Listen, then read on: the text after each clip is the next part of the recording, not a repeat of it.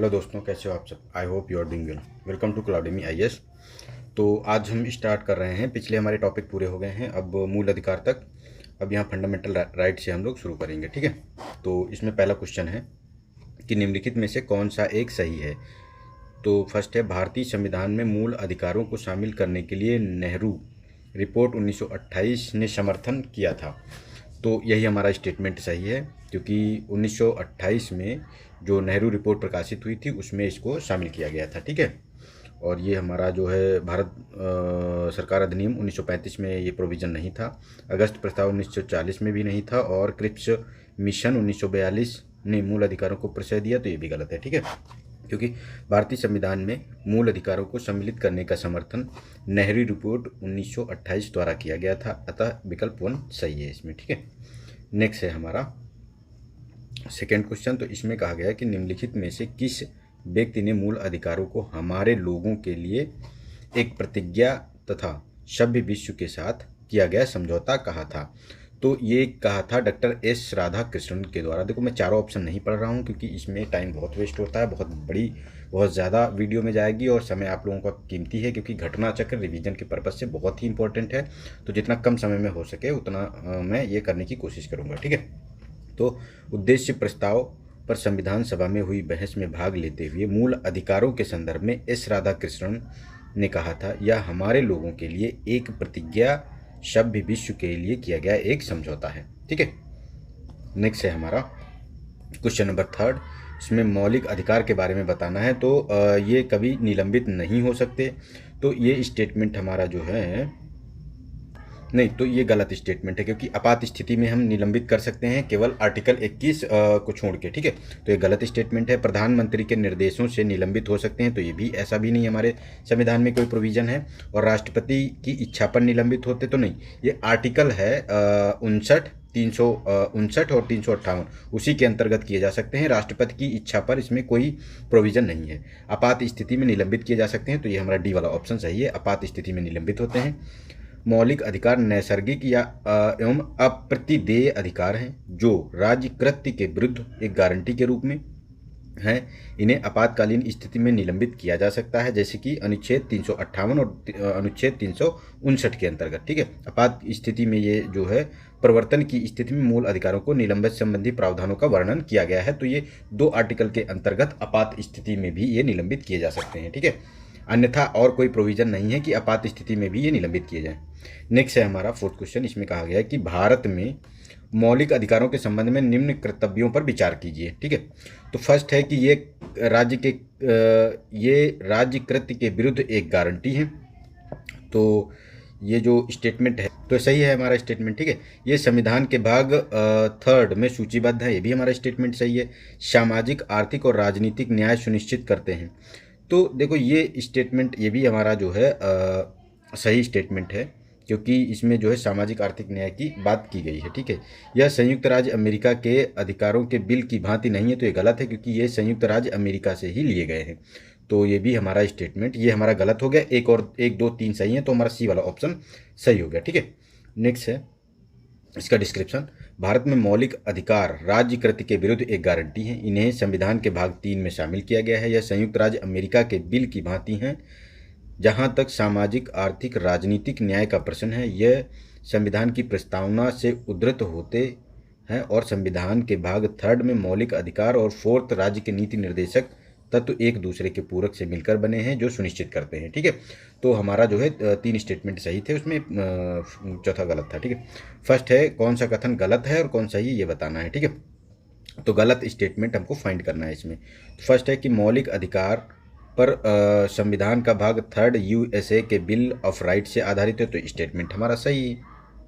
अच्छा, गलत बताना है इसमें, लेकिन बिल ऑफ राइट से है।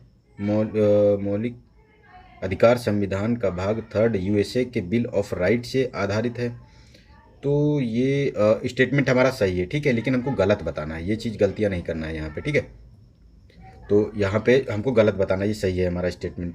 संविधान के अनुच्छेद 21 के अंतर्गत मृत्यु का अधिकार मूलभूत अधिकार है, तो ये स्टेटमेंट तो हमारा ये गलत है, क्योंकि मूलभूत अधिकार मृत्यु का मूलभूत अधिकार नहीं है। भारतीय संविधान एक पूर्ण संघीय संविधान है? तो नहीं, ये संघीय और अर्धसंघीय दोनों है, ठीक है। तो ये भी स्टेटमेंट गलत है। भारतीय संविधान के अनुसार मूलभूत अधिकारों को हटाया जा सकता है? तो नहीं, ऐसा कुछ प्रोविजन नहीं है उसमें। मूलभूत अधिकारों को हटाया नहीं जा सकता है, लेकिन बढ़ाया जा सकता है, ठीक है, क्योंकि हमारे संविधान में बेसिक स्ट्रक्चर का फार्मूला है। बेसिक स्ट्रक्चर में हमारे मूल संविधान है, उनको हटाया नहीं जा सकता। उसमें बेसिक स्ट्रक्चर में पॉजिटिव चेंजेस लाए जा सकते हैं, लेकिन नेगेटिव चेंजेस नहीं लाए जा सकते, ठीक है। तो हमारा ए वाला ऑप्शन इसमें सही हो गया। नेक्स्ट है हमारा क्वेश्चन, इसमें ये इसका डिस्क्रिप्शन देख लेते हैं। भारतीय संविधान के मौलिक अधिकार भाग 3 में अमेरिकी संविधान के बिल ऑफ राइट से लिए गए हैं। तो पहला तो स्टेटमेंट हमारा सही था, जबकि गलत पूछा गया था। इसके अलावा अमेरिकी संविधान से उद्देशिका का विचार, न्यायिक पुनरावलोकन, न्यायपालिका की स्वतंत्रता इत्यादि प्रोविजन लिए गए हैं, ठीक है, अमेरिका से। और सामान्य अर्थ में मृत्यु का अधिकार या आत्महत्या का अधिकार संविधान के भाग अनुच्छेद 21 के अंतर्गत एक मूलभूत अधिकार नहीं है। हालांकि सर्वोच्च न्यायालय ने कॉमन कॉज बनाम भारत संघवाद में विशिष्ट परिस्थितियों में अंतिम अवस्था में रोगियों के लिए निष्क्रिय इच्छा मृत्यु, जो निष्क्रिय इच्छा मृत्यु यानी पैसिव यूथेनेशिया है, उसके संदर्भ में गरिमापूर्ण मृत्यु के बारे में कहा है, जो right to die with dignity, ठीक है, की बात करता है। अनुच्छेद 21 जो भी सीमित अर्थ में मौलिक अधिकार माना जा सकता है, ठीक है। तो मतलब वैसे आप आत्महत्या नहीं कर सकते, लेकिन कोई बहुत ही पीड़ा या मतलब असहनीय पीड़ा से गुजर रहा हो और उसके बचने की या मतलब उसमें सुधार होने की न संभावना हो, तो उसमें ये जो है पैसिव यूथेनेशिया यानी निष्क्रिय इच्छा मृत्यु का अधिकार है उसमें, ठीक है। तो जो मौलिक अधिकार 21 के अंतर्गत आता है। भारतीय संविधान संघी के साथ साथ एकात्मक विशेषताएं भी पाई जाती हैं। प्रोफेसर केसी वेयर के अनुसार भारतीय संविधान अर्धसंघीय यानी क्वासी फेडरल संविधान है, ठीक है। और उच्चतम न्यायालय के अनुसार मौलिक अधिकारों सहित संविधान के सभी प्रावधानों में संशोधन किया जा सकता है, परंतु संसद संविधान की मूल संरचना में बदलाव नहीं कर सकती है। मौलिक अधिकारों की व्यवस्था के साथ मौलिक अधिकारों और नीति निर्देशक सिद्धांतों की भी संतुलन सामंजस्य संविधान की मूल संरचना में शामिल है। अतः न्यायालय की स्थापित व्याख्या के अनुसार संविधान में मूल अधिकारों की व्यवस्था को हटाया या समाप्त नहीं किया जा सकता, जो मैंने बताया भी, ठीक है। नेक्स्ट है हमारा कि भारतीय संविधान के किस अनुच्छेद के अंतर्गत मौलिक अधिकारों को अनुच्छेद के अंतर्गत नागरिकों को मौलिक अधिकार प्रदान किए गए हैं। तो हमारा जो 12 से 35 है, अनुच्छेद 12 से 35 यानी बी ऑप्शन सही है। भारतीय संविधान के भाग 3 में अनुच्छेद 12 से 35 तक मौलिक अधिकारों संबंधी प्रावधानों का वर्णन किया गया है। वर्तमान में 6 मौलिक अधिकार प्रदान किए गए हैं। नेक्स्ट है क्वेश्चन नंबर 7। इसमें भारतीय संविधान के अनुच्छेद 13 का मुख्य उद्देश्य निम्नलिखित के किसके संदर्भ में संविधान की सर्वोच्चता सुनिश्चित करना है, ठीक है। तो ये मौलिक अधिकार के बारे में बात करता है, क्योंकि संविधान का अनुच्छेद 13 यह प्रावधान करता है कि संघ एवं राज्य कोई ऐसा कानून नहीं बनाएंगे जो भाग 3 में प्रदत्त मौलिक अधिकारों को छीनता या न्यून करता हो। यदि कोई कानून मौलिक अधिकारों के उल्लंघन में बनाया गया है तो वह कानूनी उल्लंघन की मात्रा तक शून्य होगा। मतलब जितना उल्लंघन करेगा मौलिक अधिकारों को, उतनी मात्रा में वो शून्य समझा जाएगा। ऐसा प्रोविजन है इसमें आर्टिकल 13 में, ठीक है। नेक्स्ट है क्वेश्चन 8। तो इसमें भारतीय संविधान में समता का अधिकार 5 अनुच्छेदों द्वारा प्रदत्त किया गया है। तो ये 5 अनुच्छेद कौन कौन से हैं जो समता का अधिकार है, ठीक है। तो इसमें 16 से 18 नहीं, ये नहीं है, 14 से 18 वाला आएगा। 15 से 19 ये भी नहीं है। नेक्स्ट है हमारा, एक सेकेंड, नेक्स्ट है हमारा क्वेश्चन ऑप्शन नंबर सी यानी 14 से 18 ये समता के अधिकार के अंतर्गत आर्टिकल आते हैं। 14, 15, 16, 17 और 18, ठीक है। तो हमारा सी वाला ऑप्शन सही हो गया। भारतीय संविधान में समता का अधिकार 5 अनुच्छेदों के द्वारा अनुच्छेद 14 से 18 के तहत प्रदत्त किया गया है। 14 में क्या है कि विधि के समक्ष समता, 15 में धर्म, मूलवंश, जाति, लिंग या जन्म स्थान के आधार पर विभेद का प्रतिषेध किया गया है, और 16 में लोक नियोजन के विषय में अवसर की समानता की बात करता है। 17 अस्पृश्यता का अंत करता है, और 18 में उपाधियों का अंत हो जाता है, ठीक है। नेक्स्ट है हमारा कि समता का अधिकार संविधान के निम्न अनुच्छेदों में से किसके अंतर्गत दिया हुआ है। तो ये हमारा जो समता का अधिकार है, समानता का जो अधिकार है, ये जो है आर्टिकल आपको जो है मिलेगा, समानता या समता जो भी है, तो ये 14 और 15, 16, साथ में 17 मिला लो और 18, ये मतलब 5 जो आर्टिकल है, पांचों आर्टिकल के अंतर्गत आता है। तो 2, 3, 4 सही है इसमें, ठीक है। भारतीय संविधान के निम्नलिखित अनुच्छेदों में से कौन विधायन सत्ता पर पूर्ण नियंत्रण लगाता है? तो विधायन सत्ता पे कौन पूर्ण नियंत्रण लगाता है? अनुच्छेद, तो अनुच्छेद 14 जो है, ए ऑप्शन हमारा ये सही है, क्योंकि संविधान का अनुच्छेद 14 विधायन सत्ता पर नियंत्रण लगाता है। यह उपबंध करता है कि किसी व्यक्ति को विधि के समक्ष समता से या विधियों के समान संरक्षण से वंचित नहीं किया जाएगा। प्रत्येक व्यक्ति, चाहे वह नागरिक हो या विदेशी, सब पर यह अधिकार लागू होगा। ठीक है, तो जो ये है हमारा विधायन सत्ता पर पूर्ण नियंत्रण लगाता है, आर्टिकल 14। निम्नलिखित में से भारत के संविधान का कौन सा अनुच्छेद कानून के समक्ष समानता से संबंधित है? तो आर्टिकल 14। मद्रास राज्य बनाम दुरई राजन 1951 के मुकदमे में भारतीय सर्वोच्च न्यायालय के निर्णय के परिणाम स्वरूप निम्नलिखित में से किस मौलिक अधिकार को संशोधित किया गया? तो ये है जो भेदभाव के विरुद्ध अधिकार को संशोधित किया गया, ऑप्शन बी। इसमें कहा गया था कि मद्रास राज्य बनाम चंपकम दुरई राजन 1951 के मुकदमे में यह मुकदमा अनुच्छेद 15(1), 29(2) के तहत प्रदत्त मौलिक अधिकारों के संरक्षण से संबंधित था।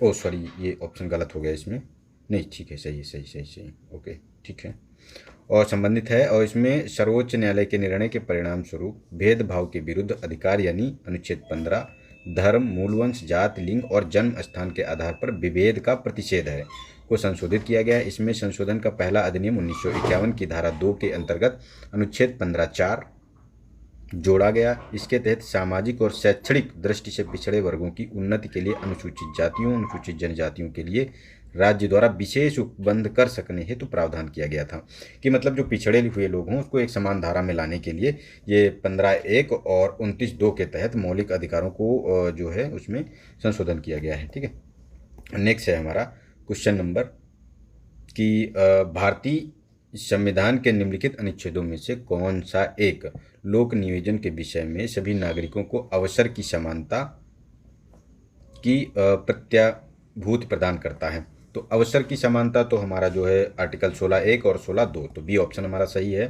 भारतीय संविधान के अनुच्छेद 16(1) और 16(2) के तहत राज्य के अधीन किसी पद पर नियोजन के विषय में भारत के सभी नागरिकों के अवसर की समानता को प्रत्याभूत करता है, यानी प्रदान करता है कि सभी नागरिक अवसर पाने के लिए यानी नौकरी या रोजगार पाने के लिए समान है। सबको जो है उसकी योग्यता के अनुसार जो है जॉब देने के लिए अगर आप योग्य हैं, जो उसकी क्राइटेरिया फुलफिल करते हैं, तो आपको उसमें अयोग्य नहीं समझा जाएगा। नेक्स्ट है हमारा भारतीय संविधान के किस अनुच्छेद के अनुसार किसी भी नागरिक को केवल धर्म, मूलवंश, जात, लिंग, वंश, जन्म स्थान व निवास या इनमें से किसी भी आधार पर राज्य के अधीन किसी भी नियोजन या पद के संबंध में अयोग्य नहीं ठहराया जाएगा या उसके साथ भेदभाव नहीं किया जाएगा? तो ये अनुच्छेद 16(2) के अंतर्गत है। ठीक है, क्योंकि 16(2) क्या कहता है? 16(2) में ये कहा गया है कि राज्य के अधीन किसी नियोजन या पद के संबंध में केवल धर्म, मूलवंश, जाति और लिंग, उद्भव, जन्म स्थान, निवास या इनमें से किसी एक आधार पर न तो कोई नागरिक अपात्र होगा न उससे विभेद किया जाएगा। 15 में क्या कहा गया है कि धर्म, मूलवंश, जात, लिंग या जन्म स्थान के आधार पर विभेद नहीं होगा। ठीक है, 17 में अस्पृश्यता का अंत है। 16(4) में क्या प्रोविजन किया गया है कि राज्य को पिछड़े हुए नागरिकों के किसी वर्ग जिनका राज्य की राय में राज्य की सेवा में अपर्याप्त प्रतिनिधित्व नहीं है के मतलब पर्याप्त प्रतिनिधित्व नहीं है के पक्ष में नियुक्तियों या पदों के आरक्षण के लिए उपबंध करने का अधिकार है। ठीक है, तो 16(4) के अंतर्गत जो नियुक्तियां होती हैं उसमें जो आरक्षण दिया जाता है तो 16(4) के अंतर्गत ये सब है। ठीक है, नेक्स्ट है कि भारतीय संविधान में जैसा निहित है निम्न में से कौन सा एक समानता के मौलिक अधिकार में सम्मिलित नहीं है? तो देखो कानून के समक्ष समानता हमारा शामिल है संविधान में, सामाजिक समानता भी शामिल है, अवसर की समानता भी शामिल है, लेकिन आर्थिक समानता की बात कहीं भी नहीं की गई है। आर्थिक न्याय की बात जरूर की गई है, ठीक है, लेकिन समानता की बात कहीं भी नहीं की गई है। ठीक है, तो कानून के समक्ष समानता तो अनुच्छेद 14 में है, सामाजिक समानता अनुच्छेद 15 में हो गई। ठीक है, अवसर की समानता अनुच्छेद 16 में है। ठीक है, और मौलिक अधिकारों में शामिल है, जबकि आर्थिक समानता इसमें शामिल नहीं है। नेक्स्ट है हमारा कथन और कारण। तो सामाजिक, आर्थिक, राजनीतिक क्षेत्रों में समान आधार निर्मित करने के उद्देश्य से राज्य असमान लोगों के लिए भिन्न व्यवहार कर सकता है, और समान कारण है कि समान लोगों में विधि समान होगी और समान रूप से प्रशासित की जाएगी। तो ये दोनों स्टेटमेंट सही हैं, और जो है इसमें RA की जो है स्पष्टीकरण भी करता है। ठीक है, तो इसमें जो है इसका डिस्क्रिप्शन हम लोग देखते हैं, तो इसमें डी ऑप्शन सही है, स्पष्टीकरण भी करता है।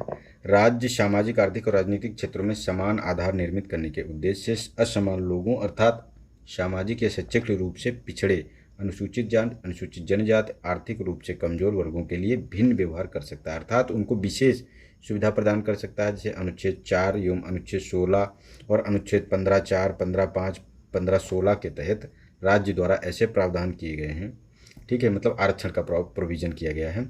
हालांकि समान स्तर के लोगों के लिए विधि समान होगी और समान रूप से प्रशासित की जाएगी। अनुच्छेद 14 के तहत विधि के समक्ष समता एवं विधियों के समान संरक्षण की बात की गई है। इस प्रकार स्पष्ट है कि कथन ए और आर दोनों सही हैं और स्पष्टीकरण करते हैं, ठीक है।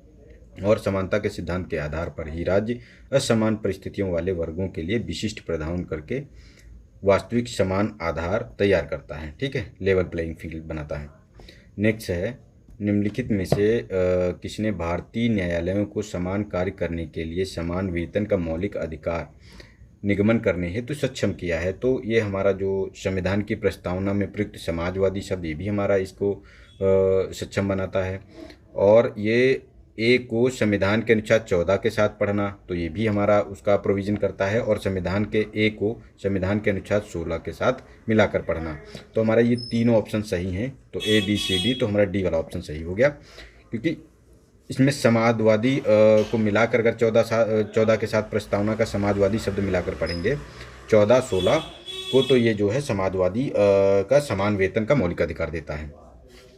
सर्वोच्च न्यायालय ने रणधीर सिंह बनाम भारत संघवाद 1982 में यह अभिनिर्धारित किया कि अनुच्छेद 14 और 16 को संविधान की प्रस्तावना तथा अनुच्छेद 39D के प्रकाश में अर्थान्वित करते हुए समान कार्य के लिए समान वेतन का सिद्धांत अनुच्छेदों यानी समानता के अधिकारों से निष्कर्षणीय बनाया गया है, ठीक है, तथा इसको किसी वर्गीकरण पर आधारित न होने अथवा असंगत या अतार्किक वर्गीकरण पर आधारित असमान वेतनों के मामले में उचित ढंग से लागू किया जा सकता है। हालांकि यह स्पष्ट रूप से मौलिक अधिकार के रूप में घोषित न होकर एक संवैधानिक लक्ष्य है, जिसे अनुच्छेद 14 से 16 की समानता धाराओं के माध्यम से व्याख्यात्मक रूप से लागू किया गया है, ठीक है। नेक्स्ट है हमारा कि भारतीय संविधान की प्रस्तावना में प्रयुक्त समाजवाद शब्द को निम्नलिखित किस अनुच्छेद के साथ मिलाकर पढ़ने से सर्वोच्च न्यायालय को समान कार्य के लिए समान वेतन को मौलिक अधिकार परिभाषित करने की शक्ति प्राप्त हुई है? तो ये अनुच्छेद 14 से 16 के अंतर्गत है। भारतीय संविधान का कौन सा अनुच्छेद अस्पृश्यता का उन्मूलन करता है और किसी भी रूप में इसके आचरण को निषेध करता है? तो ये आर्टिकल 17 है, ऑप्शन बी हमारा सही है इसमें, ठीक है।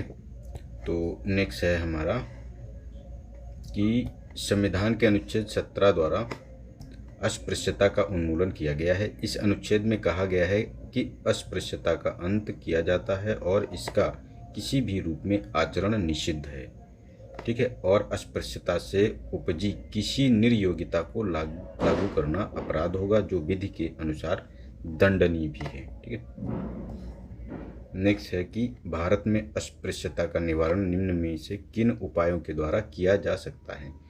तो इसमें जो है कानून बनाकर किया जा सकता है, शिक्षा की उन्नति द्वारा किया जा सकता है, जागरूकता फैलाकर और जन जागरण के द्वारा किया जा सकता है, ठीक है। लोग शिक्षित होंगे तो अस्पृश्यता का जो है जो उनको नहीं अपनाएंगे, छुआछूत या जो तुम्हारी निचली जातियां रहती थी, जैसे SC ST है, उनके साथ दुर्व्यवहार किया जाता था, तो उन चीज़ों पे जब वो पढ़ेंगे लिखेंगे जागरूक होंगे तो वो सब चीज़ें खत्म हो जाएंगी और जन जागरूकता फैलाने से होगी, ठीक है।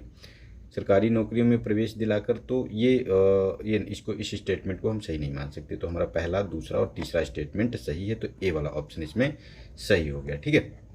क्योंकि भारत में अस्पृश्यता का निवारण कानून बनाकर शिक्षा की उन्नति द्वारा और जन जागरण द्वारा किया जा सकता है। संविधान का अनुच्छेद 17 अस्पृश्यता के अंत का प्रावधान करता है। यह इस अस्पृश्यता के आधार पर किसी भी प्रकार की निर्योग्यता को लागू करना विधि के अनुसार दंडनीय अपराध घोषित करता है। इसी प्रावधान के अनुरूप संसद में सिविल अधिकार संरक्षण अधिनियम 1955, अनुसूचित जाति अनुसूचित जनजाति अत्याचार निवारण अधिनियम 1989 के द्वारा अस्पृश्यता के संबंध में कृत्यों के लिए दंड और प्रतिक्रियात्मक व्यवस्था निर्धारित की गई है। तो हमारे 2 ये एक्ट बनाए गए हैं जिसके द्वारा हम इसको समाप्त करने की कानूनी तौर पे समाप्त करने की बात करते हैं। और इसके अतिरिक्त मैनुअल स्कैवेंजरों के रूप में रोजगार निषेध पुनर्वास अधिनियम 2013 जैसे कानूनों के द्वारा अस्पृश्यता से जुड़ी मानवीय प्रथाओं के उन्मूलन की दिशा और की ओर कदम उठाए गए हैं। ठीक है, तो 3 हमारे अधिनियम हो जो स्पष्टता से कानून बनाकर हटाए गए हैं जिसके द्वारा जो है अस्पृश्यता को स्पष्ट रूप से ख़त्म करने की बात की गई है। नेक्स्ट है कि इसमें कथन और कारण दिया गया है, इसमें हमको बताना है। तो कथन कारण की जो बात की गई है इसमें कि अस्पृश्यता संरचनात्मक हिंसा का सबसे खराब स्वरूप है। तो ये स्टेटमेंट हमारा सही है। और अस्पृश्यता के चलन का आधार धार्मिक स्वीकृति है, तो ये भी हमारा सही है क्योंकि धार्मिक स्वीकृति मिली हुई है। तो ए और आर सही है इसमें स्टेटमेंट हमारा, ठीक है। और ए आर की व्याख्या भी करता है इसमें, तो हमारा ए वाला ऑप्शन सही हो गया। नेक्स्ट है इसका व्याख्या देख लेते हैं जो जिससे हमारा ये स्पष्ट हो जाएगा। थोड़ी बड़ी व्याख्या है, इसको अच्छे से पढ़ेंगे।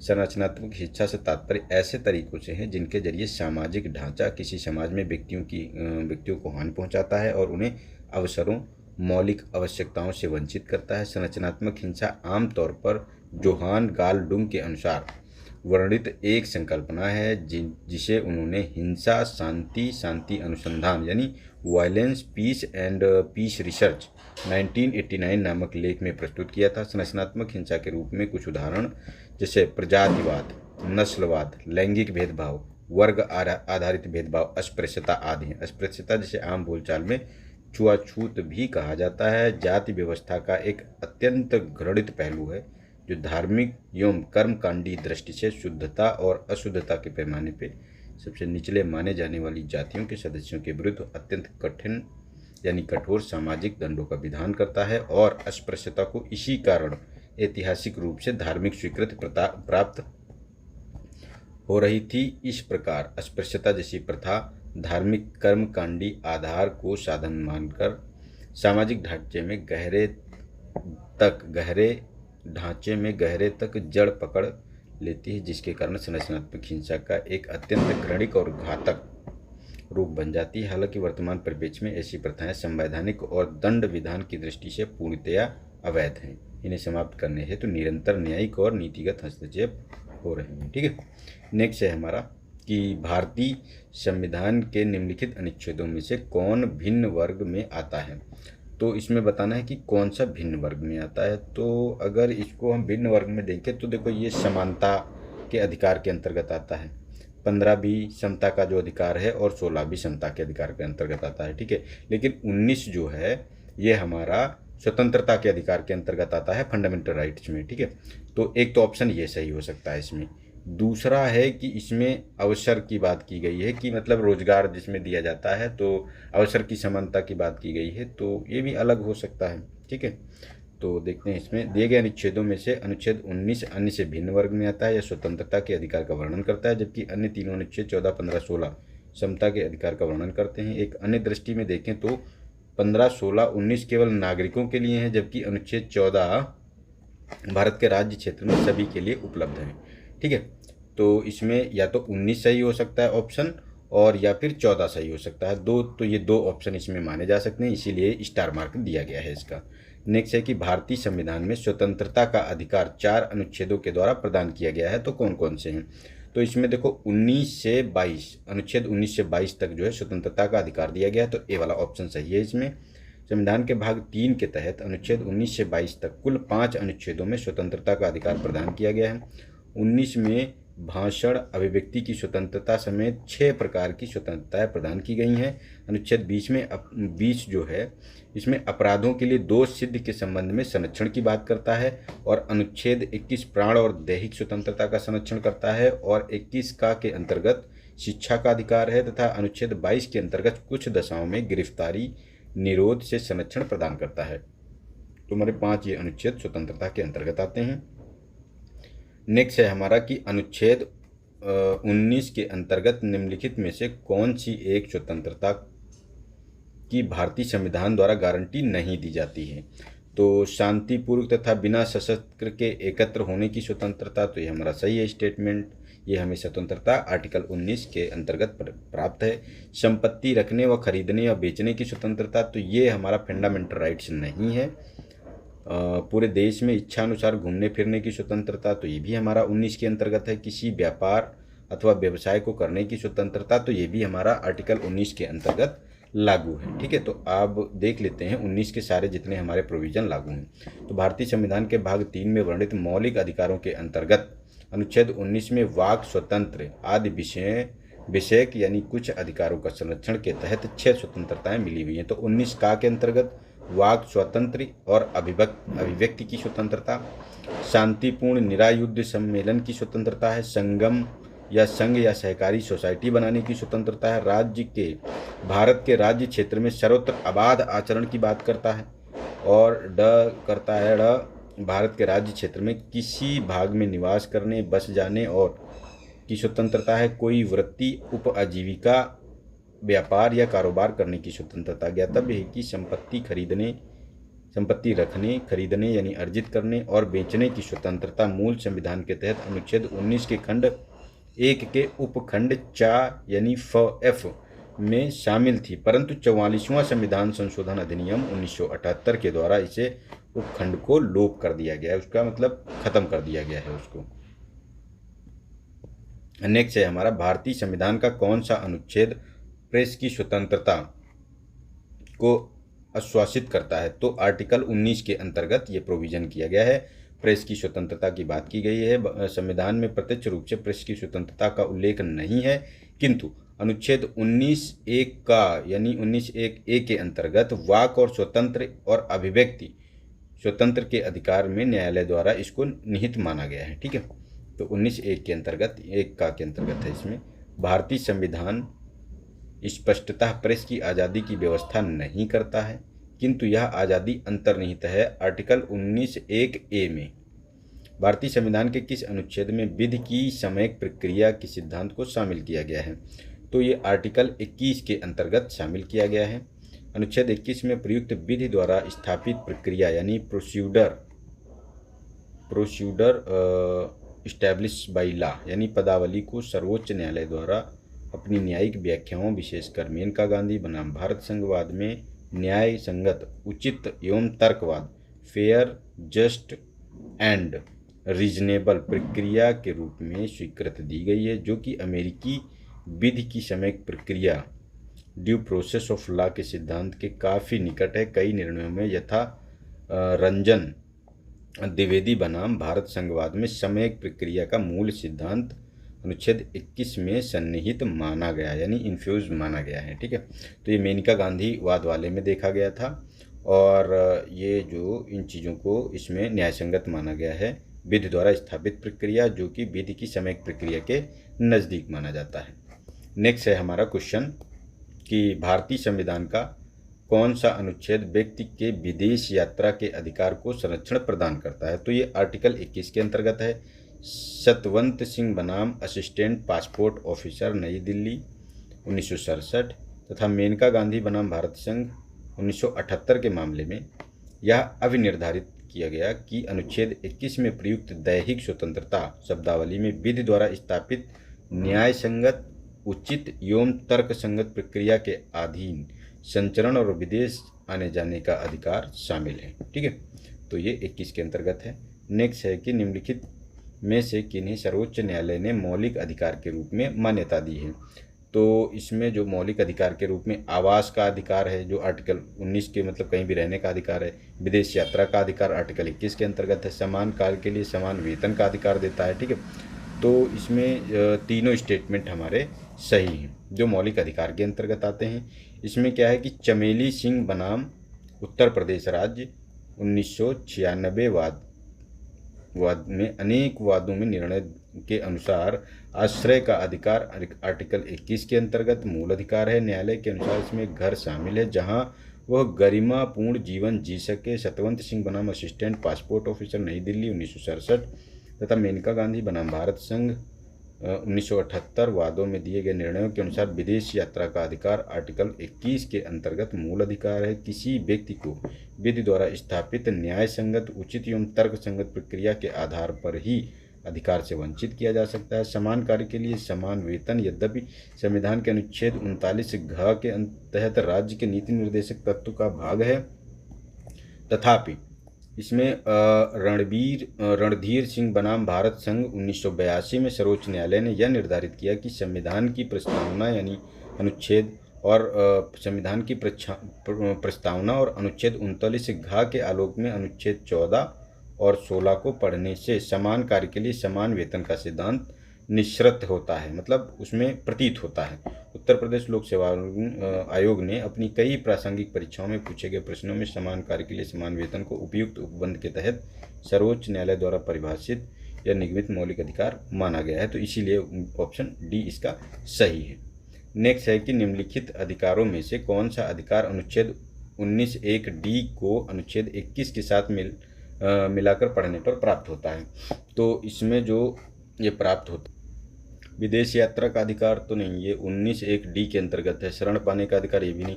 एकांतता का अधिकार, ये जो 19(1)(d) के अंतर्गत अगर एकांतता का आधार पढ़ा जाए अनुच्छेद 21 के साथ मिलाकर, तो ये जो है प्राप्त होता है 19(1)(d) के अंतर्गत। ठीक है, तो इसमें जो है हम इसका डिस्क्रिप्शन पढ़ते हैं, थोड़ा बड़ा है लेकिन अच्छे से पढ़ेंगे, थोड़ा शॉर्ट में। ठीक है, इन चारों में से किसी भी अधिकार का उल्लेख अलग से स्पष्टतया मूल अधिकारों में नहीं है, किंतु उच्चतम न्यायालय ने अपने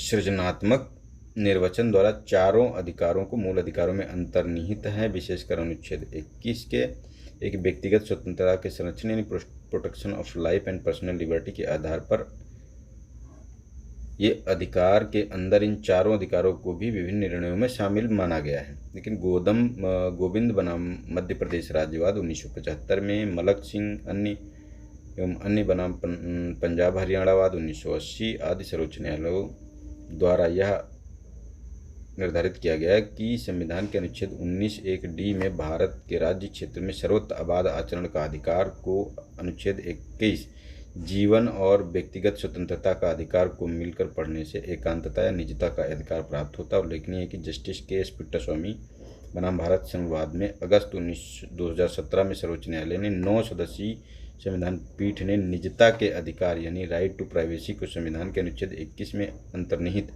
तथा संविधान के भाग 3 में गारंटीकृत समानता और स्वतंत्रताओं का भाग अनुच्छेद 21 के साथ और 14-19 तीनों से प्रवाहित मानते हुए इसे स्पष्ट संवैधानिक संरक्षण प्रदान किया है। ठीक है, तो इसमें जो है उच्चतम न्यायालय ने विकल्पों में दिए गए 4 अधिकारों के अतिरिक्त अनेक अधिकारों को भी सम्मिलित किया है कि अनुच्छेद 21 के अंतर्गत माना गया। इनमें से कुछ प्रमुख ये हैं जो उनके बारे में हम लोग देख लेते हैं। तो 21 में कितने वर्णित हैं, तो स्वास्थ्य एवं स्वच्छ पर्यावरण में जीने का अधिकार, शीघ्र विचरण का अधिकार है, शीघ्र विचारण का अधिकार है, विधिक सहायता का अधिकार है, एकांत कारावास के विरुद्ध अधिकार है, पैर में डंडी बेड़ी डालने के विरुद्ध अधिकार है, फांसी में विलंब के विरुद्ध अधिकार है, अभिरक्षा में हिंसा और यातना के विरुद्ध अधिकार है, पीने योग्य शुद्ध जल का अधिकार है, अच्छी और सुरक्षित सड़कों का अधिकार है, प्रतिष्ठा की रक्षा का अधिकार है, घायल को त्वरित चिकित्सीय सहायता प्राप्त करने का अधिकार है, कार्यस्थल पर महिलाओं के लैंगिक उत्पीड़न के विरुद्ध सुरक्षित एवं गरिमापूर्ण कार्य परिवेश अधिकार है, जलवायु परिवर्तन के प्रतिकूल प्रभावों से मुक्त रहने का अधिकार है। तो इतने ये 13 जो है अधिकार आर्टिकल 21 के अंतर्गत शामिल किए गए हैं। नेक्स्ट है निम्नलिखित में से कौन सा संविधान भारत के अनुच्छेद 21 के दायरे में नहीं आता है। तो इसमें चिकित्सक द्वारा घायल को चिकित्सीय सहायता के लिए अधिकार ये है इसमें शामिल, कार्यस्थल पर महिलाओं का लैंगिक उत्पीड़न भी है, पानी की गुणवत्ता को दूषित करना ये भी इसमें शामिल है। ठीक है, तो लेकिन ये मृत्यु दंड का अधिकार मूल अधिकार आर्टिकल 21 के अंतर्गत नहीं आता है। तो जो है इसमें यही दिया गया है कि मृत्यु के अतिरिक्त अन्य तीनों सर्वोच्च न्यायालय द्वारा संविधान के अनुच्छेद 21 जीवन एवं व्यक्तिगत स्वतंत्रता का अधिकार से संबंधित किए गए अधिकारों से संबंधित है। जगमोहन बनाम उत्तर प्रदेश राज्य 1972, बच्चन सिंह बनाम पंजाब राज्य 1980 जैसे मामलों में सर्वोच्च न्यायालय ने मृत्यु दंड को अनुच्छेद 21 का उल्लंघनकारी मानने से इनकार कर दिया था। न्यायिक व्याख्याओं के अनुसार भारत में मृत्यु दंड संवैधानिक रूप से अनुमान्य है, बशर्ते इसे दुर्लभतम यानी नियरेस्ट ऑफ रेयर मामलों में अनुच्छेद 21 के मामलों के अनुरूप प्रक्रिया विधि द्वारा स्थापित न्याय संगत उचित तर्क संगत प्रक्रिया के बाद ही दिया जाए। अतः स्पष्ट है मृत्युदंड अनुच्छेद 21 द्वारा प्रदत्त अधिकार के दायरे में नहीं आता है। ठीक है, तो मृत्युदंड को हमको भूलकर भी ऑप्शन टिक नहीं करना है। नेक्स्ट है, निम्नलिखित में से कौन सा एक अधिकार राष्ट्रीय आपात तक में भी समाप्त या सीमित नहीं किया जा सकता? तो ये हमारा व्यक्तिगत स्वतंत्रता और जीवन का अधिकार, बी ऑप्शन, इसको हम भंग नहीं कर सकते। बाकी निवास या बसने की स्वतंत्रता का अधिकार हम आपात की स्थिति में निरस्त किया जा सकता है और भारत के संपूर्ण क्षेत्र में आबाद भ्रमण की स्वतंत्रता का अधिकार भी जो है आपात की स्थिति में हटाया जा सकता है। व्रत या आजीविका की स्वतंत्रता इसे भी जो है उस समय प्रतिबंधित किया जा सकता है, लेकिन व्यक्तिगत स्वतंत्रता और जीवन का अधिकार उसे कभी भी समाप्त नहीं किया जा सकता है।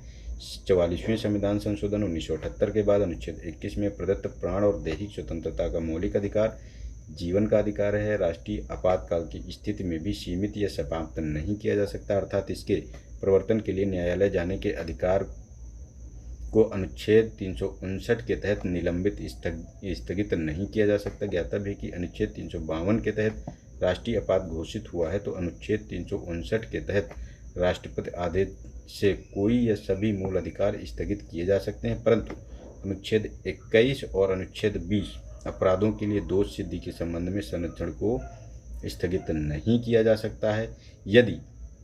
साथ ही यदि युद्ध या बाह्य आक्रमण के कारण आपात घोषित हुआ है, तो अनुच्छेद 358 के तहत प्रावधानों के अनुच्छेद 19 द्वारा प्रदत्त मूल अधिकार यानी वाक स्वतंत्र आदि विषय कुछ अधिकारों का संरक्षण आपात संबंधी होने के आशय से उल्लेख के साथ बनाई गई विधियों एवं तत्संबंधी कार्यपालिका कार्रवाइयों के संदर्भ में स्वतः निलंबित हो जाता है। ठीक है, नेक्स्ट है हमारा कि 29, इसमें 6 वर्ष की आयु से 14 वर्ष की आयु के बीच के सभी बच्चों यानी शिशुओं को शिक्षा का अधिकार है, तो ये हमारा मूल अधिकार है। ठीक है, बी ऑप्शन सही है। 86वें संविधान संशोधन 2002 में 6 से 14 वर्ष तक की आयु के बच्चों के लिए प्रारंभिक शिक्षा मूल अधिकार बना दिया गया। इसके द्वारा संविधान का अनुच्छेद भाग 3 में नया अनुच्छेद 51 का जोड़ा गया, जिसके अनुसार राज्य 6 से 14 वर्ष की आयु के सभी बालकों हेतु निःशुल्क और अनिवार्य शिक्षा प्रदान करने की बात की है उसने। ठीक है, नेक्स्ट है हमारा कि शिक्षा की व्यवस्था राज्य शिक्षा की व्यवस्था करेगा। साथ ही अनुच्छेद 45 के संशोधित निदेशक तत्व के अनुसार 6 वर्ष तक की आयु पूर्ण करने तक सभी बच्चों को आरंभिक बाल्यावस्था देखरेख तथा शिक्षा उपलब्ध कराने का प्रयत्न राज्य करेगा और इसी अनुक्रम में शिक्षा का अधिकार अधिनियम 2009 संसद द्वारा पारित किया गया है, जो तत्संबंधी संविधान संशोधन के साथ 1 अप्रैल 2010 से प्रभावी होगा। तो ये 1 अप्रैल 2010 से प्रभावी होगा, 2009 का ये अधिनियम था।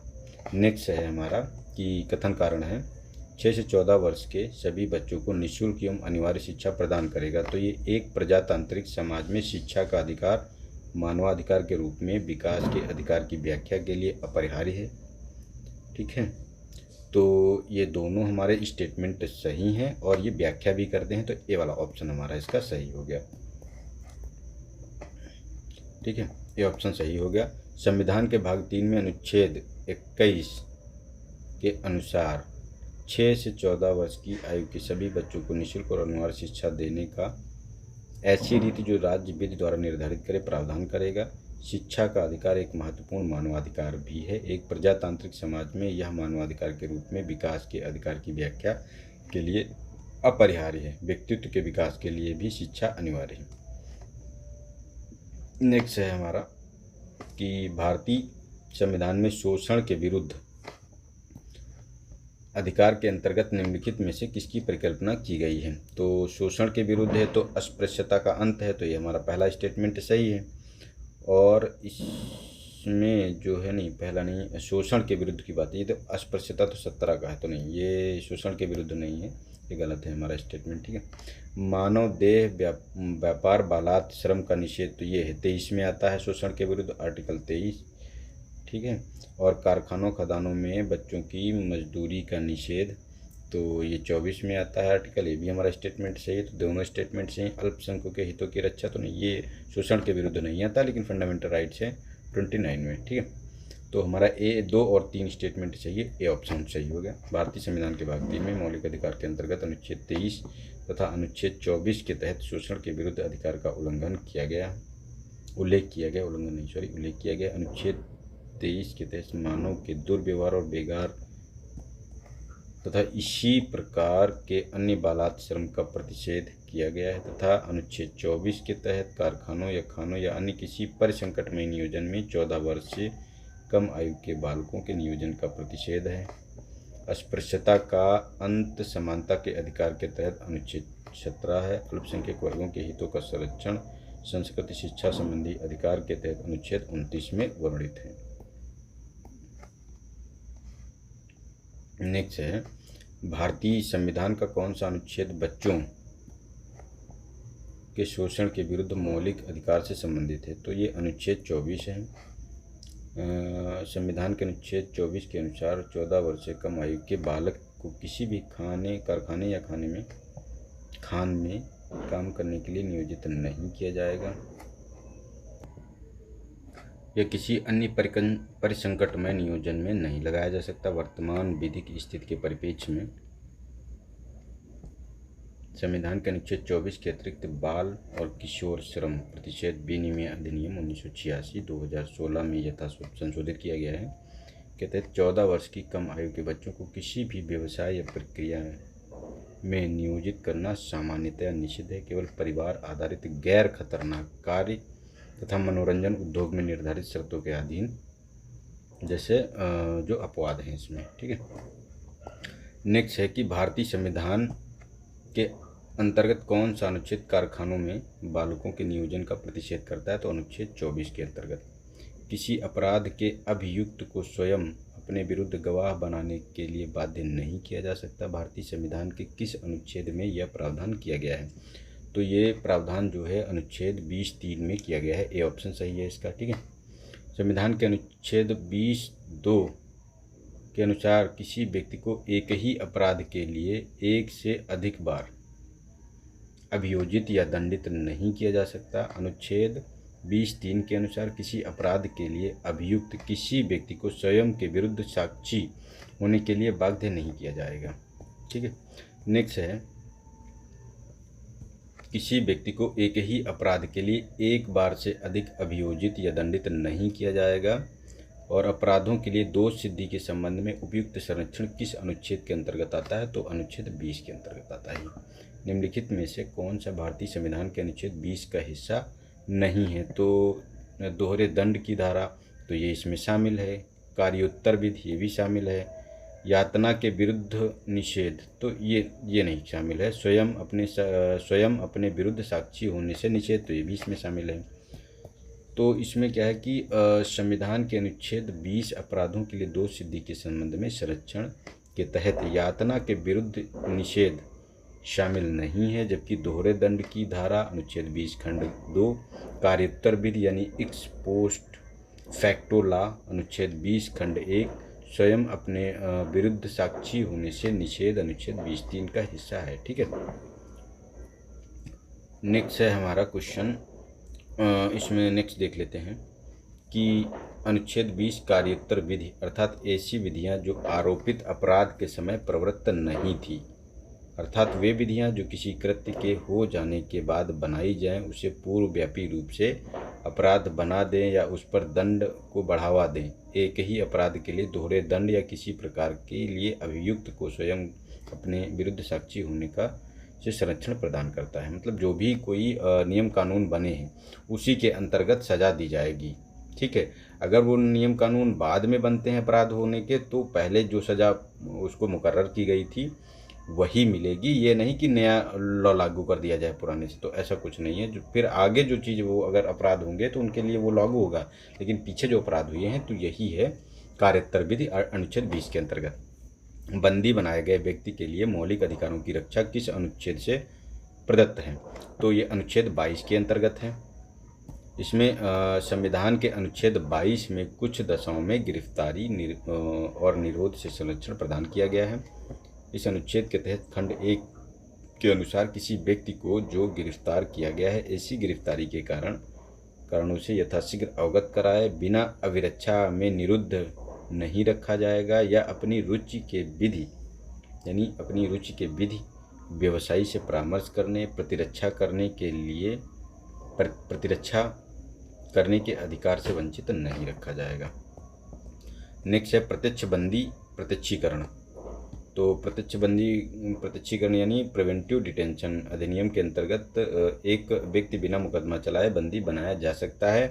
तो कितने दिन के लिए? तो ये हमारा बी वाला ऑप्शन सही है, 3 माह के लिए बनाया जा सकता है। किसी भी व्यक्ति को प्रत्यक्ष बंदीकरण यानी निवारक निरोध अधिनियम के अंतर्गत एक व्यक्ति को सलाहकार बोर्ड की राय के बगैर बिना मुकदमा चलाए 3 माह के लिए बंदी बनाया जा सकता है। अनुच्छेद 22(4) के अनुसार यदि निरोध अधिकतम 3 माह से अधिक के लिए है तो मामला सलाहकार बोर्ड को निर्देशित किया जाना चाहिए। ऐसे व्यक्ति को निरोध में तभी रखा जाएगा जब सलाहकार बोर्ड का यह मत हो कि ऐसे निरोध के लिए पर्याप्त आधार हैं, अन्यथा उसे फ्री किया जाएगा। ठीक है। नेक्स्ट है धार्मिक स्वतंत्रता के अधिकार के प्रावधान के अंतर्गत सम्मिलित हैं। तो धार्मिक स्वतंत्रता में क्या है? धर्म का प्रचार करने का अधिकार है, सिखों को कृपाण धारण करने एवं रखने का आधार है। तो ये भी हमारा जो धार्मिक स्वतंत्रता के अंतर्गत आता है। राज्य को समाज सुधारक विधि निर्माण का अधिकार है, तो ये भी हमारा अधिकार है, धार्मिक स्वतंत्रता के अंतर्गत फंडामेंटल राइट है। धार्मिक निकायों को लोगों को धर्म परिवर्तन कराने का आधार तो नहीं, ये अधिकार हमारा नहीं है, धर्म परिवर्तन नहीं करा सकते। अगर कोई इच्छुक है वो आना चाहता है तो अलग बात है, लेकिन हम जबरन किसी का धर्म परिवर्तन नहीं करा सकते। तो हमारा 1, 2, 3 तो ए ऑप्शन सही हो गया। ठीक है, हमारा ए ऑप्शन सही है। और इसमें धार्मिक स्वतंत्रता के मौलिक अधिकार के प्रावधानों के अंतर्गत धर्म प्रचार करने का अधिकार, राज्य को समाज सुधारक विधि निर्माण का अधिकार, अनुच्छेद 25 सिक्कों को कृपाण धारण करने एवं रखने का अधिकार, अनुच्छेद 25 का स्पष्टीकरण 1 शामिल है। धार्मिक निकायों को लोगों को धर्म परिवर्तन कराने का अधिकार धार्मिक स्वतंत्रता के अधिकार में शामिल नहीं है, अर्थात किसी भी धार्मिक निकाय या व्यक्ति को किसी अन्य व्यक्ति का बल, प्रलोभन या धोखे से धर्म परिवर्तन का मौलिक अधिकार अनुच्छेद 25 से प्राप्त नहीं है। जबकि हर वैसे व्यक्ति अपनी इच्छा से धर्म अपनाने बदलने का अधिकार अनुच्छेद 25 के अंतःकरण की स्वतंत्रता, अनुच्छेद 21 के व्यक्तिगत स्वतंत्रता, गोपनीयता के अधिकार के संयुक्त पठन से न्यायालय द्वारा सुनिश्चित माना गया, बशर्ते कोई अवैध दबाव या छल न, मतलब अपनी मर्जी से जो जाना चाहे। भारतीय संविधान के अनुच्छेद 25 का संबंध है तो ये धर्म की स्वतंत्रता से है। भारतीय संविधान के अनुच्छेद 25 में हिंदू शब्द किसे सम्मिलित नहीं करता है। तो इसमें देखो बौद्ध हिंदू में आते हैं, जैन आते हैं, सिख आते हैं, लेकिन पारसियों को इसमें शामिल नहीं किया गया। तो सी ऑप्शन सही हो गया हमारा। भारतीय संविधान का 25(2) में प्रयुक्त हिंदू शब्द के अंतर्गत बौद्ध, जैन, सिख शामिल हैं, जबकि पारसी शामिल नहीं है। नेक्स्ट है कि निम्नलिखित में से कौन एक सुमेलित नहीं है। तो आ दिया गया है और बा दिया गया, इसको मिलान करना है कि कौन सा सुमेलित नहीं। तो अनुच्छेद 23 में मानव के दुर्व्यापार और बलात्कार से संबंधित है, तो स्टेटमेंट हमारा सही है। अनुच्छेद 24 कारखानों आदि में बालकों के नियोजन का प्रतिषेध है, तो ये भी स्टेटमेंट हमारा सही है। अनुच्छेद 26 धार्मिक कार्यों के प्रबंध की स्वतंत्रता है, तो ये भी स्टेटमेंट सही है हमारा। आर्टिकल 29 शिक्षण संस्थानों की स्थापना और प्रशासन करने का और अल्पसंख्यक वर्गों का अधिकार तो नहीं, ये अल्पसंख्यकों के जो संस्थानों की स्थापना का अधिकार है, ये आर्टिकल 30 के अंतर्गत आता है, ना कि 29 के अंतर्गत आता है। तो ये हमारा गलत हो गया। अल्पसंख्यकों को अपनी रुचि की शिक्षा संस्थानों की स्थापना प्रशासन का अधिकार अनुच्छेद 30 के अंतर्गत प्राप्त है, जबकि 29 में अल्पसंख्यक वर्गों के हितों के संरक्षण से है, मतलब उनके हितों के संरक्षण की बात करता है। 29-30 में शिक्षण संस्थाओं की बात की जाती है। 23 में मानव के दुर्व्यवहार बालाश्रम प्रतिबंध है। 24 में कारखानों आदि में बालकों के नियोजन पर प्रतिबंध है, जबकि 26 में धार्मिक कार्यों के प्रबंधन की स्वतंत्रता है। ठीक है। और 32 में संवैधानिक उपचारों के अधिकार से संबंधित है, जबकि अनुच्छेद 31 संपत्ति का अनिवार्य अर्जन से संबंधित था, जिसको 44वें संविधान संशोधन 1978 में निरसित कर दिया गया। नेक्स्ट है 40, इसमें निम्नलिखित में से कौन सा सही सुमेलित नहीं है ये बताना है। तो मानव के दुर्व्यापार और बलात्श्रम का निषेध तो आर्टिकल 23 में आता है। अल्पसंख्यक वर्गों के हितों का संरक्षण तो ये भी सही है, हमारा अनुच्छेद 29 के अंतर्गत आता है। और नेक्स्ट है हमारा संवैधानिक उपचारों का अधिकार। तो संवैधानिक उपचारों का अधिकार जो है हमारा आता है आर्टिकल 32 के अंतर्गत, तो ये भी स्टेटमेंट हमारा सही है। शिक्षा संस्थाओं की स्थापना तथा प्रशासन करने का अल्पसंख्यक वर्गों का अधिकार, तो ये गलत हो गया क्योंकि आर्टिकल 30 नहीं 29 मतलब 31 नहीं है, आर्टिकल 30 है। ठीक है, तो ये हमारा डी वाला ऑप्शन इसका सही है। नेक्स्ट है हमारा कि भारतीय संविधान का कौन सा अनुच्छेद अल्पसंख्यकों को अपनी मनपसंद शिक्षण संस्थाओं को स्थापित संचालित करने का अधिकार को संरक्षण प्रदान करता है। तो अनुच्छेद 30 के अंतर्गत है। नीचे दिए गए कथन है, कथन और कारण है, इसको बताना है। भारतीय संविधान का अनुच्छेद 30 अल्पसंख्यक वर्ग शब्द को परिभाषित नहीं करता है, तो स्टेटमेंट हमारा सही है क्योंकि अल्पसंख्यक वर्ग की कहीं बात नहीं की गई है। और भारतीय मतलब परिभाषा नहीं, केवल अल्पसंख्यक शब्द लिखा हुआ है लेकिन परिभाषा उसकी नहीं दी गई है उसमें। संविधान केवल भाषाई और धार्मिक अल्पसंख्यक वर्ग को मान्यता प्रदान करता है, तो ये भी हमारा स्टेटमेंट सही है। तो ये दोनों स्टेटमेंट सही हैं लेकिन व्याख्या नहीं करते हैं। ठीक है, तो बी वाला ऑप्शन हमारा सही हो गया। भारतीय संविधान के अनुच्छेद 30(1) में कहा गया है कि धर्म या भाषा पर आधारित सभी अल्पसंख्यक वर्गों को अपनी रुचि की शिक्षा संस्थाओं की स्थापना प्रशासन का अधिकार होगा। अनुच्छेद 30(2) के अनुसार शिक्षा संस्थाओं को सहायता देने में राज्य किसी शिक्षा संस्था के विरुद्ध इस आधार पर विभेद नहीं करेगा कि वह धर्म या भाषा पर आधारित किसी अल्पसंख्यक वर्ग के प्रबंधन में है। स्पष्टता है, अनुच्छेद 30 में अल्पसंख्यक वर्ग शब्द को परिभाषित नहीं किया गया, इसमें भाषाई धार्मिक अल्पसंख्यक वर्ग को मान्यता प्रदान की गई है। अतः दोनों हैं कथन सही हैं लेकिन वही जो है व्याख्या नहीं करता है इसमें। नेक्स्ट है मौलिक अधिकारों का संरक्षण। तो मौलिक अधिकारों का संरक्षण न्यायपालिका करती है, ऑप्शन सही है हमारा। भारतीय संविधान में मौलिक अधिकारों के उल्लंघन के विरुद्ध अनुच्छेद 32 के तहत संवैधानिक उपचारों का अधिकार प्रदान किया गया। इसके तहत कोई व्यक्ति मौलिक अधिकार के हनन की स्थिति में न्यायपालिका की शरण ले सकता है। अनुच्छेद 32 के तहत सर्वोच्च न्यायालय, अनुच्छेद 226 के तहत उच्च न्यायालय मौलिक अधिकारों के उल्लंघन की स्थिति का उपचार यानी रिट प्रदान कर सकते हैं। नेक्स्ट है हमारा भारतीय संविधान के अंतर्गत मूल अधिकारों का संरक्षण कौन करता है। तो मूल अधिकारों का संरक्षण सर्वोच्च न्यायालय करता है, सी ऑप्शन सही है। सर्वोच्च न्यायालय को मौलिक अधिकारों का संरक्षण अनुच्छेद 226 के तहत उच्च न्यायालय भी इन अधिकारों के प्रवर्तन के लिए रिट जारी कर सकते हैं एवं भारत के संविधान का अभिभावक माना जाता है।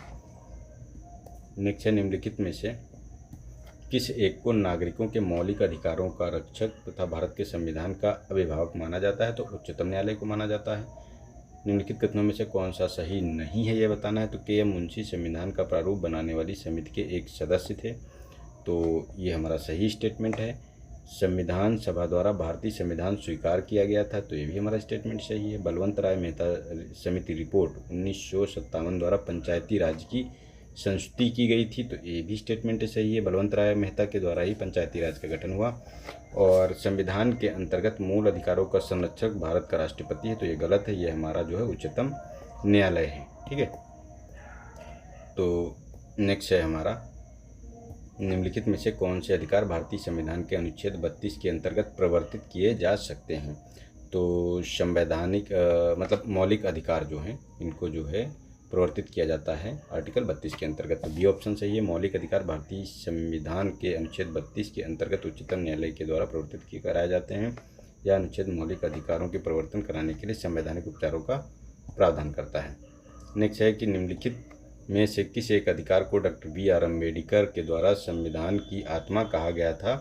तो ये संवैधानिक उपचारों का अधिकार था, डी ऑप्शन सही है। इसमें बी.आर. अम्बेडकर ने अनुच्छेद 32 अर्थात संवैधानिक उपचारों के अधिकार को संविधान की आत्मा कहा था। उनका कथन है, यदि मुझसे पूछा जाए कि संविधान में कौन सा विशेष अनुच्छेद सबसे महत्वपूर्ण है जिसके बिना यह संविधान शून्य हो जाएगा, तो मैं इसके सिवा किसी दूसरे अनुच्छेद का नाम नहीं लूँगा, ऐसा उनका कथन था। यह संविधान की आत्मा है, इसका हृदय भी है। यह तथ्य उल्लेखनीय कि संविधान की उद्देशिका को भी संविधान की आत्मा माना गया। संविधान के अनुच्छेद 32 संवैधानिक उपचारों का अधिकार प्रदान करता है। इसका उद्देश्य मूल अधिकारों के संरक्षण हेतु गारंटी और इसके उल्लंघन के विरुद्ध प्रभावी, सुलभ और संक्षेप उपचार की व्यवस्था करता है। नेक्स्ट है कथन कारण है, इसको हमको बताना है। तो कथन में संविधान के अनुच्छेद 32 को डॉक्टर अम्बेडकर ने इनकी आत्मा कहा है। अनुच्छेद 32 मौलिक अधिकारों के अतिक्रमण के विरुद्ध प्रभावी उपचारों का प्रावधान करता है। तो इसमें ए और आर दोनों सही है और स्पष्टीकरण भी करता है। नेक्स्ट है कि निम्नलिखित में से किस एक प्रलेख को किसी व्यक्ति की स्वतंत्रता का महानतम रक्षक माना जाता है। तो ये बंदी प्रत्यक्षीकरण है। भारतीय संविधान के अनुच्छेद 32 के तहत उच्चतम न्यायालय को मौलिक अधिकारों को परिवर्तित कराने के लिए 5 प्रकार की रिट जारी करने की शक्ति प्राप्त है। बंदी प्रत्यक्षीकरण, परमादेश, प्रतिषेध, उत्प्रेषण और अधिकार परीक्षा। तो ये 5 प्रकार की रिट जारी करता है। बंदी प्रत्यक्षीकरण प्रलेख को किसी व्यक्ति की स्वतंत्रता का महानतम रक्षक माना जाता है। यह उस व्यक्ति के संबंध में न्यायालय द्वारा जारी किया जाता है जिसे दूसरे के द्वारा हिरासत में रखा गया है या इसके द्वारा बंदीकरण अधिकारी को आदेश दिया जाता है कि बंदी व्यक्ति को निश्चित समय के अंदर न्यायालय के समक्ष प्रस्तुत करे। ठीक है, तो ये बी ऑप्शन सही है इसका। नेक्स्ट है कि व्यक्ति के लिए उच्च न्यायालय निम्न में से किस रिट को जारी कर सकता है। तो इसी ऑप्शन है बंदी प्रत्यक्षीकरण। भारतीय संविधान का अनुच्छेद 226 के अंतर्गत उच्च न्यायालय किसी व्यक्तिगत स्वतंत्रता के लिए बंदी प्रत्यक्षीकरण यानी हैबियस कॉर्पस रिट को जारी कर सकता है। बंदी प्रत्यक्षीकरण का अर्थ है कि व्यक्ति को सशरीर उपस्थित करने की मांग या उस मामले में लागू होती जहां किसी व्यक्ति के बारे में कहा जाता है कि उसे अवैध रूप से निरुद्ध किया गया है। यदि निरोध को अवैध पाया जाता है तो निरुद्ध व्यक्ति को तत्क्षण आज़ाद कर दिया जाता है। उल्लेखनीय है यह उच्चतम न्यायालय के अनुच्छेद 32 के तहत बंदी प्रत्यक्षीकरण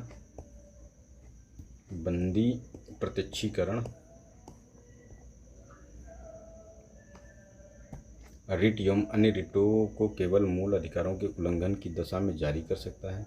वहीं उच्च न्यायालय अनुच्छेद 226 के अंतर्गत मौलिक अधिकारों के प्रवर्तन के साथ किसी अन्य प्रयोजन यथा अन्य विधिक अधिकारों की सुरक्षा के लिए भी जारी कर सकता है। उच्च न्यायालय बंदी प्रत्यक्षीकरण रिट या अन्य रिटें अपने अधिकार क्षेत्र के अंतर्गत किसी व्यक्ति, प्राधिकारी को या समुचित मामले में किसी सरकार को जारी कर सकता है। ठीक है, नेक्स्ट है निम्नलिखित में से कौन सा सही सुमेलित नहीं है। तो बंदी प्रत्यक्षीकरण to have the body of, तो ये हमारा स्टेटमेंट सही है क्योंकि to have the body of के अंतर्गत बंदी प्रत्यक्षीकरण मतलब सशरीर प्रस्तुत करना। परमादेश की वी कमांड, प्रतिषेध, टू बी सर्टिफाइड, तो नहीं, ये हमारा गलत स्टेटमेंट है। इसी को हम सही, यही गलत पूछा गया है कौन सा सुमेलित नहीं, तो ये सुमेलित नहीं है। अधिकार परीक्षा, वाई वॉट अथॉरिटी, किस अधिकार से आप ये कर रहे हैं, अधिकार परीक्षा है। और जो टू बी सर्टिफाइड है इसे उत्प्रेषण रिट के लिए प्रयुक्त किया जाता है, ना कि प्रतिषेध रिट के लिए। ठीक है, नेक्स्ट है एक ऐसी याचिका जो न्यायपालिका द्वारा जारी की जाती है तथा जिसमें कार्यपालिका से कहा जाता है कि वह ऐसा कार्य करे जो उसे प्रदत्त शक्तियों के अंतर्गत करना चाहिए, उस रिट या याचिका को कहा जाता है। तो ये मैंडमस होता है। तो बी ऑप्शन सही है। मैंडमस यानी परमादेश का आशय है हम आदेश देते हैं। ठीक है, इस प्रकार सर्वोच्च न्यायालय उच्च न्यायालय द्वारा याचिका रिट के माध्यम से कार्यपालिका या किसी सार्वजनिक प्राधिकारी, निगम, निकाय आदि से उस कार्य को करने के लिए कहा जाता है, उसे प्रदत्त शक्तियों के अंतर्गत अपने दायित्वों के निर्वहन हेतु करना चाहिए। नेक्स्ट है जब सर्वोच्च न्यायालय किसी व्यक्ति अथवा संस्था को उसके दायित्व के निर्वहन हेतु लेख जारी करता है उसे परमादेश कहते हैं। ठीक है, उसे कहते हैं परमादेश। और नेक्स्ट है कि निम्न में से सही सुमेलित नहीं है, ये बताना है। तो कौन सा सही सुमेलित नहीं है बताना है। तो मौलिक अधिकार और अनुच्छेद दिए हैं। तो अस्पृश्यता का अंत, तो आर्टिकल 17 हमारा सही है। गिरफ्तारी और निरोध के विरुद्ध संरक्षण, तो नहीं, ये तो हमारा गलत हो गया। ये 23 नहीं है, ये हमारा आर्टिकल आ जाएगा 22 के अंतर्गत। ठीक है, तो यही गलत हो गया हमारा। तो बी ऑप्शन सही है। धर्म की स्वतंत्रता अनुच्छेद 25 सही है। अल्पसंख्यकों के हितों की संरक्षण की बात करें तो आर्टिकल 29 में, ये भी हमारा सही है। तो बी विकल्प हमारा इसमें सही हो गया जो सुमेलित नहीं है। अस्पृश्यता देखो 17 में हो गई, कुछ दशाओं में गिरफ्तारी निरोध 22 अनुच्छेद है, धर्म की स्वतंत्रता 25 है और 29 में अल्पसंख्यकों के हितों की रक्षा की बात की गई है। नेक्स्ट है सूची 1 को सूची 2 से हमको मिलान करना है।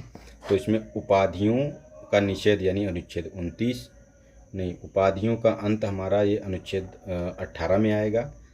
धार्मिक मामलों के प्रबंधन की स्वतंत्रता की बात की जाएगी, तो धार्मिक मामलों के प्रबंधन की बात की जाए तो अनुच्छेद 26 में आएगा ये। और अल्पसंख्यकों की भाषा का संरक्षण की बात की जाए तो ये आर्टिकल 29 में आएगा।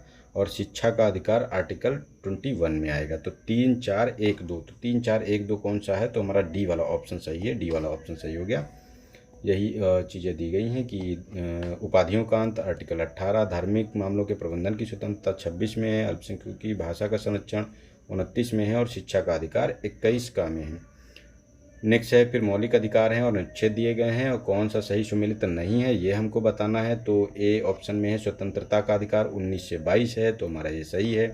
धर्म की स्वतंत्रता का अधिकार 23 से 24 है, तो ये गलत है। ये शोषण के विरुद्ध अधिकार है 23 से 24, ठीक है, तो ये गलत हो गया। तो बी ही हमारा सुमेलित नहीं है। संस्कृत और शिक्षा संबंधी तो 29-30 आर्टिकल है, ये भी सही है। समता का अधिकार 14 से 18 है, ये भी सही है हमारा। तो बी वाला ऑप्शन हमारा सुमेलित नहीं है, तो ये सही हो गया। तो स्वतंत्रता का अधिकार हो गया 19 से 22 आर्टिकल में, धर्म की स्वतंत्रता 25 से 28 में, संस्कृत और शिक्षा संबंधी अधिकार हो गया 29-30 में और समता का अधिकार अनुच्छेद 14 से 18, शोषण के विरुद्ध अधिकार 23 से 24 में है। नेक्स्ट है सूची 1 को सूची 2 से मिलान करना है। तो मौलिक कर्तव्य, तो मौलिक कर्तव्य के बारे में अगर देखा जाए तो ये 42वां संविधान संशोधन था और संसद मौलिक अधिकारों में संशोधन कर सकती है। तो ये केशवानंद भारती बनाम केस था, केशवानंद वाद 1973। मूल ढांचे सॉरी नहीं ये गलत हो गई, ये चीज़ तो हमारी गलत हो गई। थोड़ा सा 1 सेकेंड करेक्शन करना है इसमें हमें। देखो मौलिक अधिकार तो 42वां संविधान संशोधन द्वारा जोड़े गए हैं, रसिया के से लिए गए हैं, ठीक है। लेकिन संसद मौलिक अधिकारों को जो नहीं ठीक है, ये गलत नहीं, ठीक है। संसद मौलिक अधिकारों में संशोधन कर सकती है। तो केशवानंद भारती बनाम केस जो आया था केरल राज्य का 1973 में, इसके अंतर्गत और मूल ढांचे का सिद्धांत जो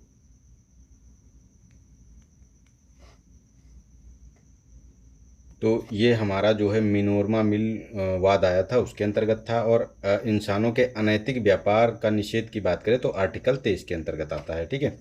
तो इसमें हमारा 3, 4 और 1, 2 होना चाहिए। तो 3, 4, 1, 2, तो ए ऑप्शन हमारा सही है, इसमें ए ऑप्शन सही है। तो इसका देख लेते हैं। हाँ देखो ए ऑप्शन इसका ये सही है। और मौलिक कर्तव्य यानी 42वां संविधान संशोधन, मौलिक अधिकारों में संशोधन कर सकती है संसद, तो केशवानंद भारती केस में। और मूल ढांचे का सिद्धांत पुष्ट किया था मिनोरमा मिल केस ने। और इंसानों के अनैतिक व्यापार का निषेध करता है आर्टिकल 23। नेक्स्ट है भारत के सर्वोच्च न्यायालय ने संविधान की मूल संरचना सिद्धांत यानी बुनियादी ढांचा का प्रतिपादन निम्न में से किस मुकदमे में किया था? तो ये केशवानंद भारती बनाम केरल राज्य में किया था। केशवानंद भारती बनाम केरल राज्य 1973 के बाद में भारत के सर्वोच्च न्यायालय द्वारा संविधान की मूल संरचना यानी बुनियादी ढांचे के सिद्धांत का प्रतिपादन किया गया था, जिसका अनुमोदन मिनोरमा मिल 1980 के बाद भी किया गया।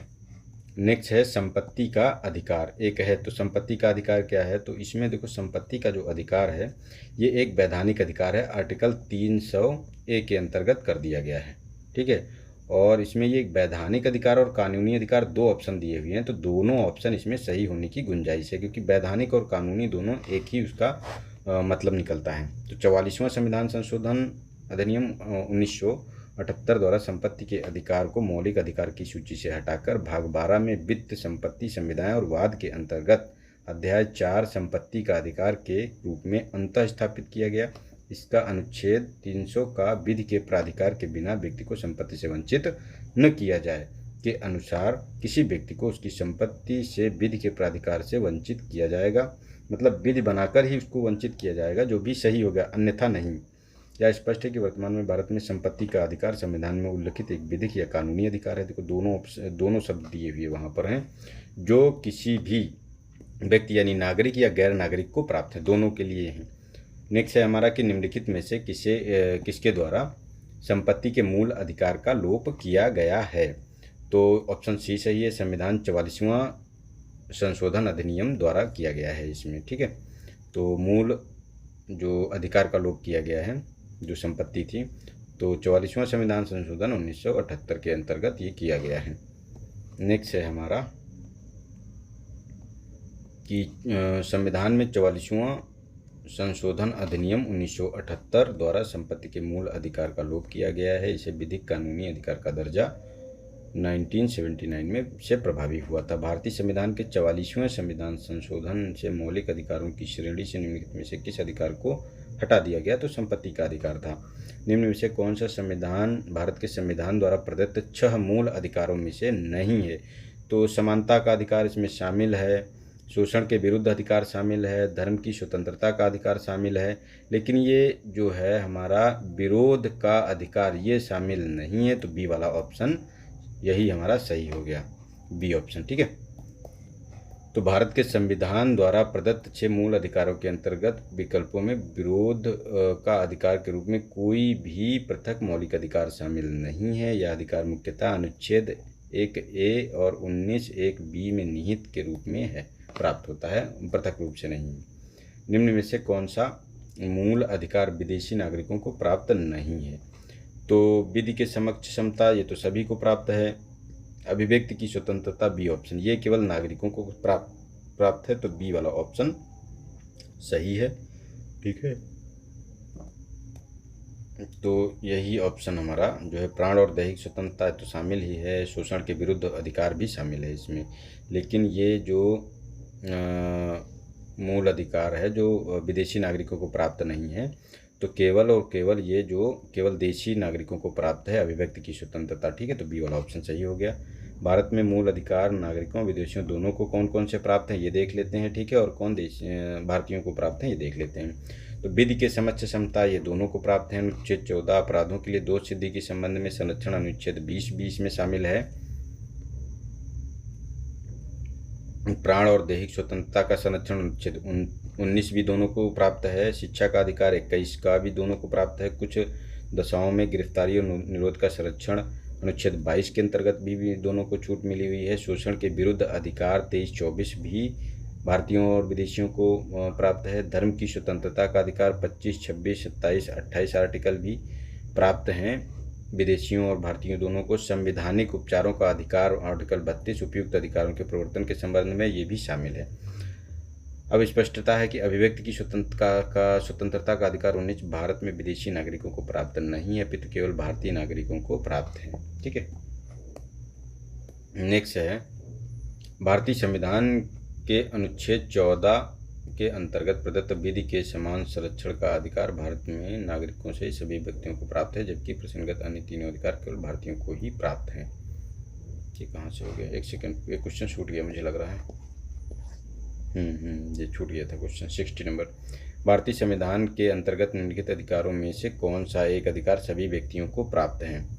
तो विधि के समक्ष संरक्षण का अधिकार, तो ये सभी भारतीयों और विदेशियों दोनों को प्राप्त है। ठीक है, तो ये ए ऑप्शन सही हो गया। भेदभाव के विरुद्ध अधिकार ये केवल भारतीयों को प्राप्त है।